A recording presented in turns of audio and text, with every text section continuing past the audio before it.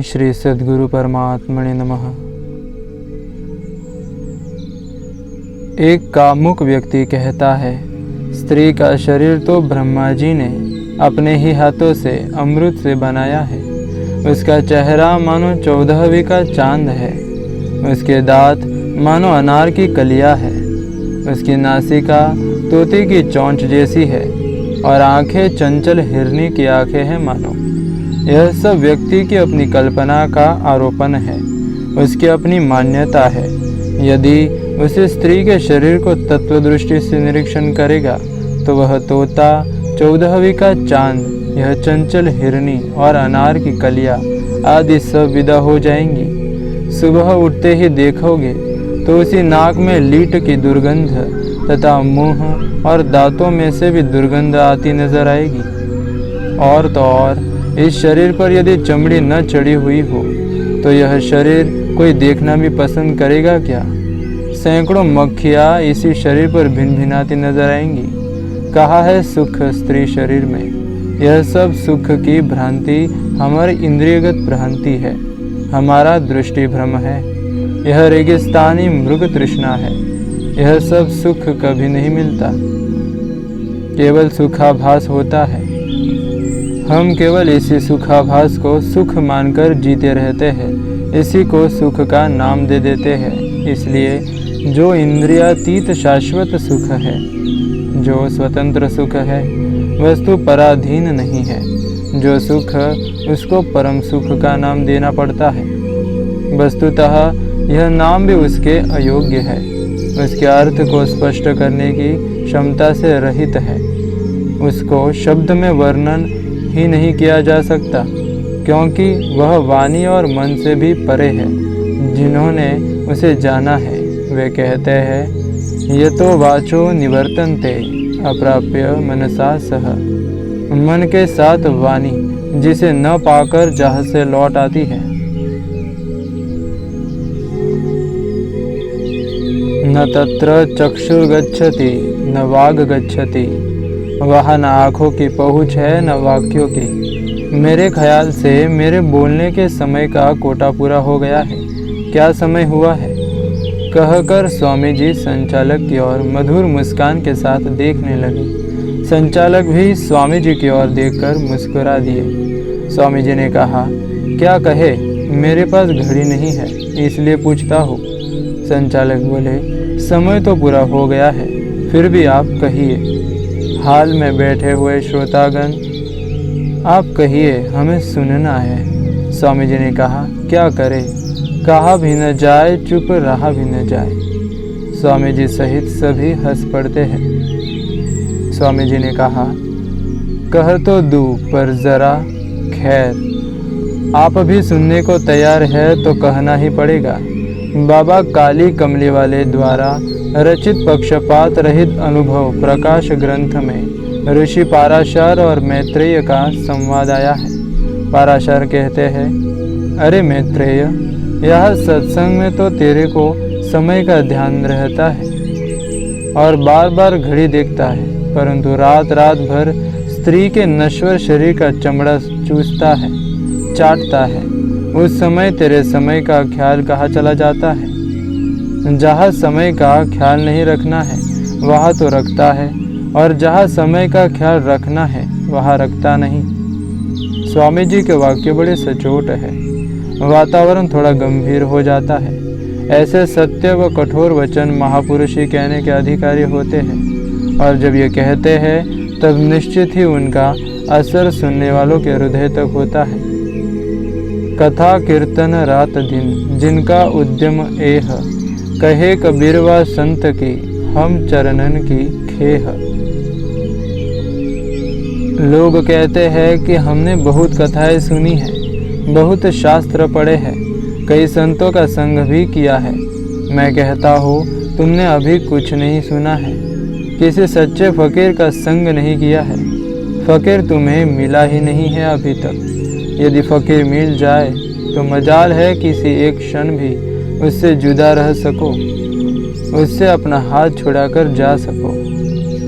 कहकर स्वामी जी मंत्री महोदय की ओर मुस्कुराकर देखने लगे। मंत्री महोदय की अब तक लगता है सारी मान्यताएं बिखर चुकी है। वे भी हाथ जोड़े हुए स्वामी जी के सरल मुस्कान के साथ नम्र भाव से देखने लगे। स्वामी जी ने अपना दाहिना हाथ ऊपर आकाश में उठाया। मंत्री जी ने भी अपना दाहिना हाथ सामने किया और स्वामी जी सबके देखते देखते उनके सामने किए हुए हाथ पर जोरदार ताली बजा दी। यह क्या हुआ? सभी ठहाका मारकर हंस पड़े। यह व्यवस्थित पद्धति अनुसार प्रवचन है या श्रोताओं से सरल बातचीत? संतों की लीला कौन क्या समझे? वे कब क्या करते हैं और क्यों करते हैं, यह सीमित बुद्धि वाला हर कोई मानव क्या समझ सकता है? मगर इतना सबकी समझ में आ रहा है कि स्वामी जी कोई दूसरे नहीं है जो उपदेशक की भूमिका निभा रहे हो। यहाँ तो श्रोता और प्रवचनकार एक हो गए हैं। लगता है हृदय से हृदय की बात हो रही है। मुख और कान की बाधा भी हट गई है। दिल में बात वही असर करती है जो दिल से निकली हो। ऐसा वातावरण वे महापुरुष ही पैदा कर सकते हैं जिन्हें सर्वत्र आत्मभाव ही दृष्टिगत होता है, जो सदैव आत्मभाव में ही विचरते हैं। स्वामी जी ने कहा, स्वामी शिवानंद अपने व्यक्तित्व को सत्य के ऊपर कुर्बान कर चुके थे। वे अपना देहाध्यास मिटा चुके थे। वे फिर किसी व्यक्ति विशेष के गुरु नहीं रहे। वे उस परम तत्व में आत्मसात हो गए जिसमें एक दिन सबको होना ही है आत्मसात। देर सवेर सभी को पहुंचना ही है वहाँ पहुँचे बिना कोई शांत हो ही नहीं सकता। तब तक भटकना ही भटकना है। भगवान श्री कृष्ण भी अर्जुन को बार बार यही कहते हैं, तपस्वीभ्योऽधिक योगी ज्ञानीभ्योऽपि मतोऽधिकः कर्मिभ्यश्चाधिको योगी तस्माद् योगी भवार्जुन। गीता अध्याय 6। क्योंकि योगी तपस्वियों से श्रेष्ठ है और शास्त्र के जानने वाले से भी श्रेष्ठ माना गया है, तथा सकाम कर्म करने वाले से भी योगी श्रेष्ठ है। इसलिए हे अर्जुन, तू योगी हो। हे अर्जुन, तू वही पहुँच जा। शिवः आनंद इति शिवानंद। ऐसा आनंद जहाँ हर्ष और शोक की पहुँच नहीं है। आप हम सभी भी उसी आनंद के अधिकारी हैं। वही आनंदमय परम तत्व इसमें अभी भी रम रहा है, मगर हम उसे भूल चुके हैं। हमारी नज़र उधर नहीं है। वो थे न मुझसे दूर, न मैं उनसे दूर था। आता न था नज़र तो नज़र का कसूर था। यही सबका मूल है। सभी नाम रूप वही से निकले हैं। वही हमारा असली घर है, अपना असली आपा है। उसको नहीं जानने के कारण ही हम लोहा, लक्कड़, ईंट, चूना का संग्रह करते हैं और कहते हैं यह मेरा है। यही हमारा अज्ञान है। वस्तुओं पर अधिकार करके जब जब भी मेरा है कहा है, मनुष्य ने ही कहा है। वस्तुओं ने कभी नहीं कहा कि हम किसी की है। इस मेरे है के अधिकार को पोषित करके संसार के जितने झगड़े हुए हैं, उसके मूल में यही हमारा अज्ञान छिपा है। जब तक यह अज्ञान नहीं मिटेगा, मनुष्य महान नहीं हो सकता।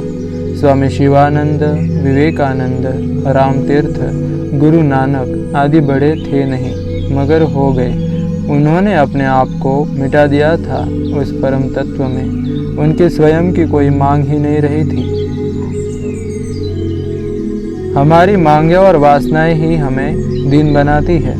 यही हमारे शाश्वत सुख स्वरूप को ढक देती है। व्यक्ति शादी की इच्छा करता है तो शादी हो जाती है, फिर बच्चा नहीं होता तो संतों के पास जाकर रोता है, बापू पत्नी की गोद हरी हो जाए। अरे, जिन बापू के तू रो रहा है उनमें भी वही है जो तुझ में है। दोनों में वही ईश्वर है, मगर एक तरफ मांग है इसलिए दीन बन रहा है, और दूसरी तरफ कुछ अपनी चाह नहीं, इसलिए शाहों का शाह बना घूम रहा हो।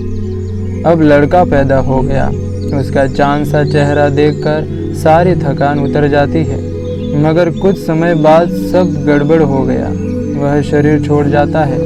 मेरा लड़का था, सुंदर था, सलोना था, उसकी याद कर कर के रोता है।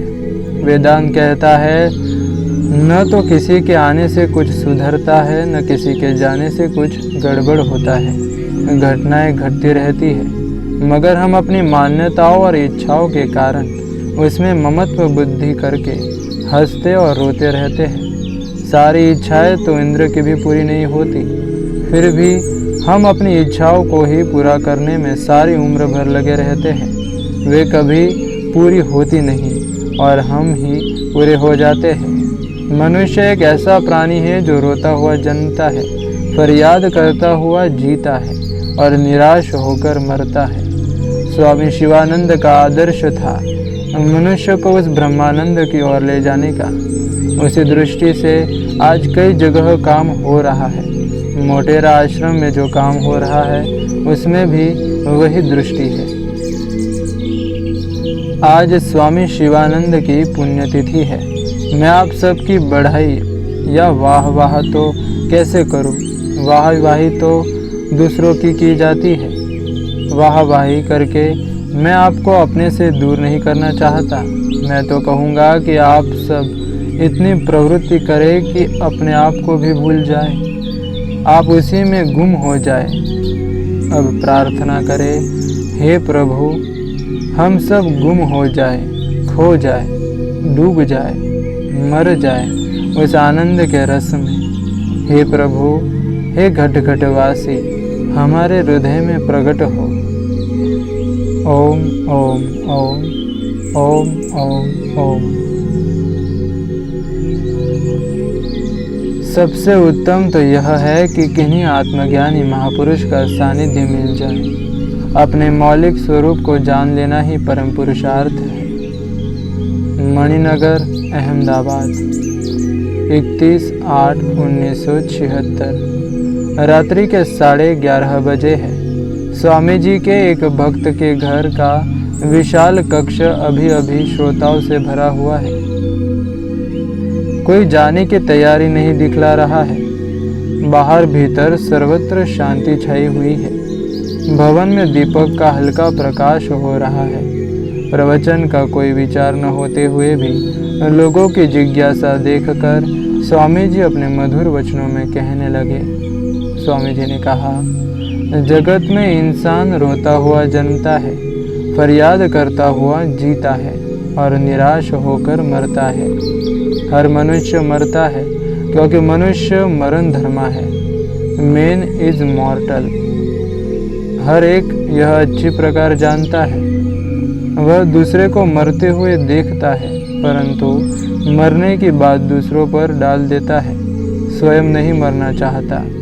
50 वर्ष वाला 60 वर्ष जीना चाहता है, 60 वर्ष वाला 70 वर्ष और 70 वाला और अधिक जीना चाहता है। वह स्वयं के मरने की कल्पना भी नहीं करना चाहता। अंदर में वह जानता है कि एक दिन मुझे भी मरना पड़ेगा, मगर अपनी मौत को वह स्वीकार नहीं करना चाहता। ऐसा क्यों बोलो?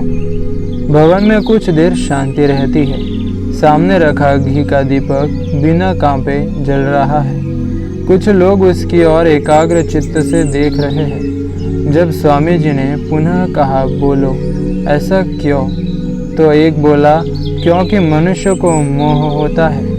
स्वामी जी ने कहा, मोह तो सभी को होता है, पशु पक्षी आदि को भी होता है। कुत्ता बिल्ली आदि भी मोह करते हैं, तभी तो वे बच्चों को पालते हैं, उनकी रक्षा करते हैं, उनको संभालते हैं। यह मोह से ही होता है। परंतु मनुष्य की बात भिन्न है। वह कोई विशेष आनंद चाहता है। उसका अंतःकरण अन्य पशु पक्षियों की अपेक्षा बहुत विकसित होता है। वह सोच सकता है कि मैं कौन हूँ, कहाँ से आया हूँ, कहाँ जाना है मुझे, यह सब मैं क्यों कर रहा हूँ, इसके बाद में आखिर क्या होगा। यह वह विवेक पूर्वक विचार कर सकता है। उसके सूक्ष्म शरीर की ऐसी विशेषता, ऐसी रचना है, उस पद को पाने की ऐसी योग्यता है कि जिस पद के आगे कोई पद नहीं है और जिसको प्राप्त करने के बाद सभी दुख क्लेशों का अंत हो जाता है।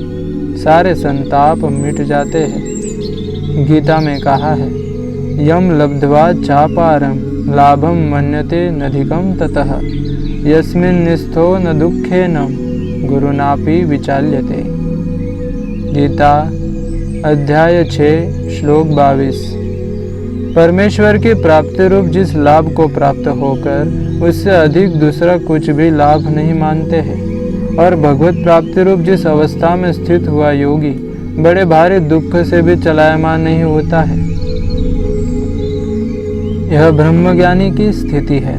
ब्रह्मज्ञानी के लिए मौत या जिंदगी है ही नहीं। वह जीते हुए भी नहीं जीता और मरते हुए भी नहीं मरता। वह अपने स्वरूप में स्थित होता है। संसार के सारे व्यवहार उसकी देह से होते हैं, परंतु वह स्वयं देह भाव से ऊपर होता है। ब्रह्मज्ञानी सदा निर्लेपा, जैसे जल में कमल अलेपा, सुखमणि साहिब। ऐसे पद का विचार मनुष्य कर सकता है। पक्षियों में यह विशेषता नहीं होती। वे खाते हैं, पीते हैं, डाल डाल पर फुदकते हैं और अपना जीवन पूरा कर जाते हैं। पशु अथवा पक्षी ऐसा जीवन जीते हैं, परंतु उनके हृदय में इस प्रकार का कोई विचार नहीं होता।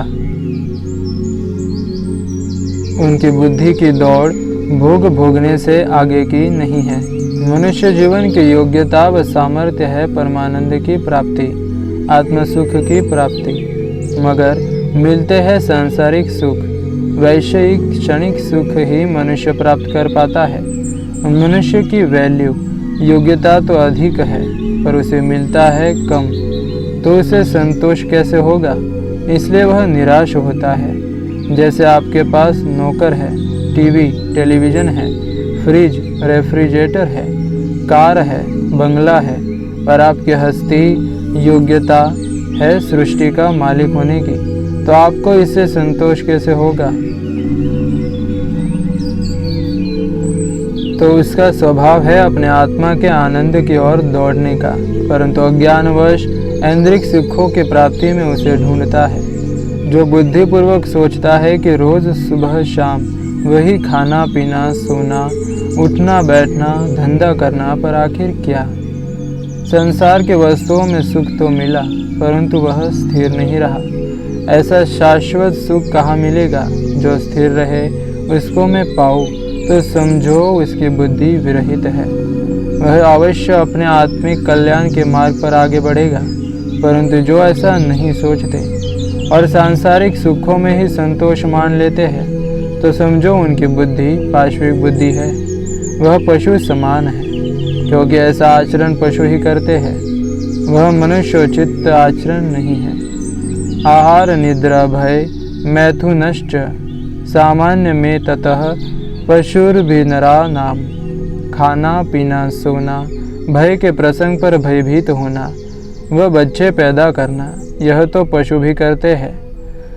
अपने मनुष्य जीवन की दुर्लभता समझकर आत्म साक्षात्कार करने की बजाय यदि मनुष्य ऐहिक सांसारिक सुखों की प्राप्ति में ही अपने जीवन की इतिश्री समझ लेगा, तो उसे निराश ही हाथ लगने वाली है।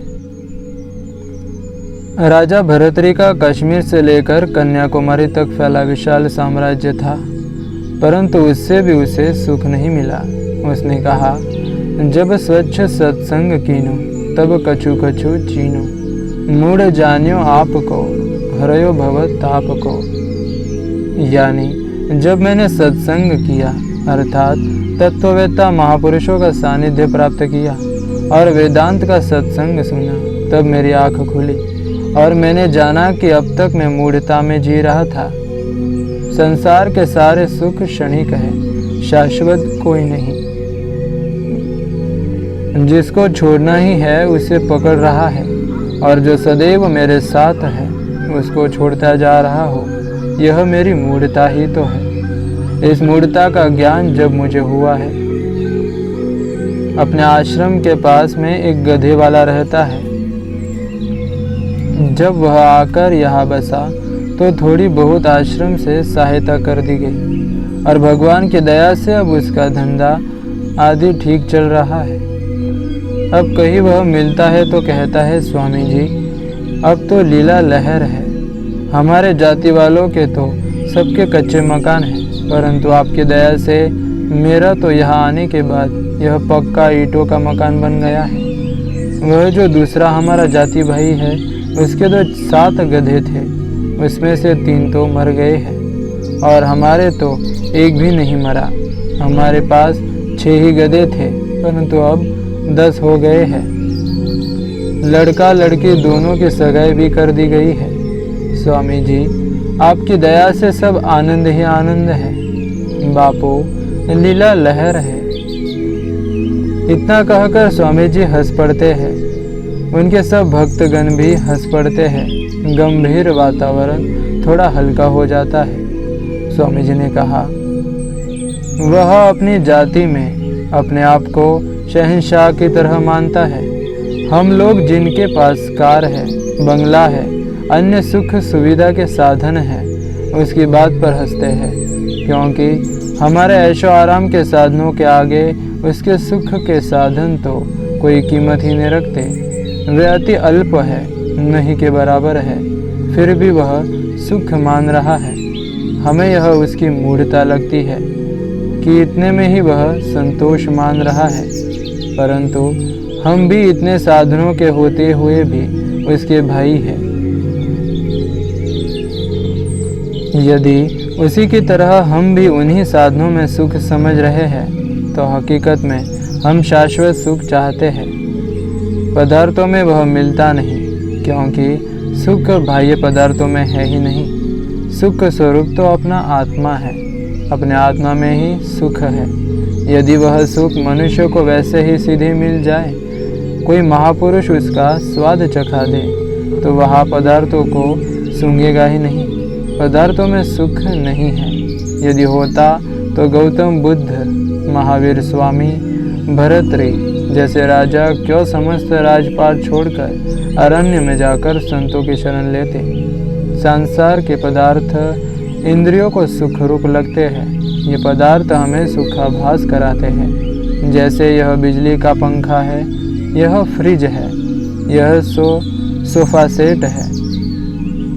ये सब साधन ऐन्द्रिक सुख, क्षणिक सुख के साधन है। इनका उपयोग हम भले ही करें, पर इनमें आसक्त न हो जाए, इनमें मोह नहीं रखें, क्योंकि एक दिन तो इनको छोड़ना ही पड़ेगा। दुनिया में आज तक ऐसा कोई व्यक्ति पैदा नहीं हुआ जिसे अपना सर्वस्व छोड़ने की फर्ज न पड़ी हो। अपना विश्व विजेता बनने का ख्वाब साकार करने के लिए सिकंदर ने लड़ाइयों में लाखों लोगों की हत्या का पाप सिर पर लिया था। उसने अखूट दौलत इकट्ठी की थी, मगर दुनिया ने देखा कि जब वह इस संसार से विदा हुआ तो उसके दोनों हाथ खाली थे। जर्मनी के हिटलर और इटली के मुसोलिनी तानाशाहों ने अपनी श्रेष्ठता सिद्ध करने की खातिर समस्त विश्व को विश्व युद्ध की भट्टी में झोंक दिया था, मगर दुनिया जानती है कि वे एक साधारण व्यक्ति की तरह भी शांति से नहीं मर सके। वे बम धमाके में मरे अथवा उन्हें लज्जावश अपनी आत्महत्या कर ली। इसके बारे में इतिहास अभी भी ठीक से नहीं बताता। असंभव शब्द मेरी डिक्शनरी शब्दकोश में नहीं है। ऐसा स्वाभिमान के साथ दुनिया के सामने कहने वाला और कई भीषण युद्धों में विस्मयकारी सफलता प्राप्त करने वाला फ्रांस का नेपोलियन बोनापार्ट भी अंत में विवश होकर शत्रुओं द्वारा पराधीनता की श्रृंखलाओं में निर्दयतापूर्वक जकड़ा गया, और जब संसार से विदा हुआ तो अपना सब राजवैभव, मान अपमान यही छोड़ कर गया। दूसरे देशों की जातियों पर बर्बरता से आक्रमण करने वाला तैमूर लंग हो अथवा लोगों की हत्या करने में निर्दयता को भी मात देने वाला नादिर शाह हो, विश्व विजेता का ख्वाब देखने वाला यूनान का सिकंदर हो अथवा विश्व युद्धों में समस्त मानवता को झोंक देने वाला तानाशाह हिटलर हो। दुनिया की किसी भी विपत्ति में हार न मानकर युद्ध करने का दम भरने वाला फ्रांस का नेपोलियन हो अथवा लोह पुरुष की पदवी धारण करने वाला रूस का स्टालिन हो, कोई भी हो, परंतु जब इस फानी दुनिया से गए, दुनिया का धन, दुनिया की मान प्रतिष्ठा दुनिया में ही छोड़ कर गए। कुछ भी साथ नहीं ले जा सके। यह सब कुछ हमने देखा है, सदियों से देखते चले आ रहे हैं। जानते हैं कि इतने बड़े बड़े चले गए तो हम उनके सामने क्या है, हमें भी एक दिन जाना ही है। फिर भी हम अपने छोटे छोटे स्वार्थों के लिए उसको गिराओ, उसको दबाओ, उसकी निंदा करो, उसका अपमान करो में ही लगे हुए हैं। यही आचरण हमारे लिए योग्य है क्या? ज़रा सोचे, मनुष्य जीवन का क्या यही उपयोग है? क्या हम इसे यूं ही खो देंगे? बहुत पुण्यों से यह मनुष्य जीवन हमें मिलती है, उसको भी हम जो नहीं करने योग्य कर्म है उन्हीं को करने में व्यतीत कर देते हैं, और जो करने योग्य कर्म है वह ज्यों का त्यों शेष रह जाता है। न कश्चिदपि जानाति किं कस्य श्व भविष्यति, अतः श्व करणीयानि कुर्यादयैव बुद्धिमान। अर्थात यह कोई नहीं जानता कि किसका क्या होगा, अतः फल पर न छोड़कर करने योग्य कर्म आज ही कर ले। करने योग्य कर्म क्या है? मनुष्य जीवन का सार्थक्य किसमें है? जीवन की सार्थकता इसी में है कि हम परम आनंद की प्राप्ति करें, आत्म सुख की प्राप्ति करें, तुच्छ क्षणिक सुखों में ही उलझ कर न रह जाए। हमारी योग्यता अधिक है। हमारे अंदर जो दिव्य चेतना छिपी है वह अनंत शक्ति वाली है। उसका यदि बोध हो जाए तो ये सांसारिक सुख स्वतः तुच्छ भाषित होने लग जाए। यह दिव्य चेतना व आत्मसत्ता ही हमारा मौलिक स्वरूप है। उसको जान लेना ही परम पुरुषार्थ है। उसको जानने के बाद कुछ भी जानना शेष नहीं रहता। वही शाश्वत सुख का भंडार है और वह कहीं दूर भी नहीं है हमारे अंदर ही अंदर। बस हमको ज़रा जो बाहरी विषयों में सुख ढूंढने का अभ्यास बना हुआ है उसको कंट्रोल करना पड़ेगा।